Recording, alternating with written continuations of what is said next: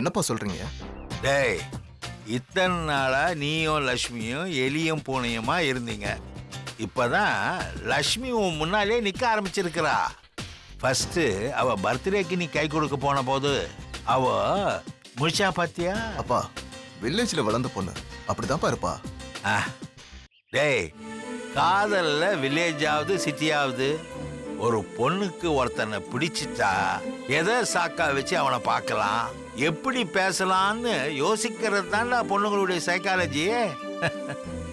லக்ஷ்மி அவ அம்மா கம்பல் பண்ணதுனால தான் உன்னை கல்யாணம் பண்ணிக்கிறதுக்கே ஒத்துக்கிட்டா. அது உனக்கே நல்லா தெரியும். அப்பா, கல்யாணம் மட்டும் ஆகட்டும், அவளை எப்படி என் பக்கம் இழுக்கிறன்னு மட்டும் பாருங்க. கிழிச்ச ம்.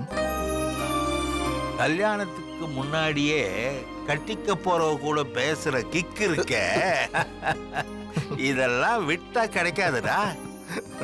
இந்த 4 மாசம் கடைய நான் பாத்துக்கிறேன். நீ லக்ஷ்மியை காதலிக்கிற வேலையை மட்டும் பாரு. பிள்ளைகிட்ட பேசுற மாதிரியே பேசுறீங்க? அடப்பட, நீ என் ஃப்ரெண்டு மாதிரிடா. ஃப்ரெண்டு மாதிரி இல்லடா, என் ஃப்ரெண்டே தான். உங்ககிட்ட இப்படி பேசுறதுல தப்பே இல்லடா. டெய்லி லக்ஷ்மியை பார்த்து பேசு, அவ மனசுல உள்ள ஆசைகளை தெரிஞ்சுக்கோ.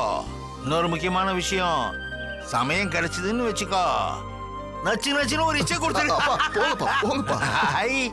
பக்கத்தை பாரு. ஏண்டா, உன்னை பார்த்தா சிங்கப்பூர்ல வேலை பார்த்தவ மாதிரியா இருக்குது. நீ கொடுக்கிற முத்தத்துல லக்ஷ்மி தாண்டா வைக்கப்படணும், நீ படக்கூடாது. அப்பா, இது உங்களுக்கே கொஞ்சம் ஓவரா தெரியல? உன் வயசுல நான் இதை விட ஓவரா பண்ணிருக்கேன்டா.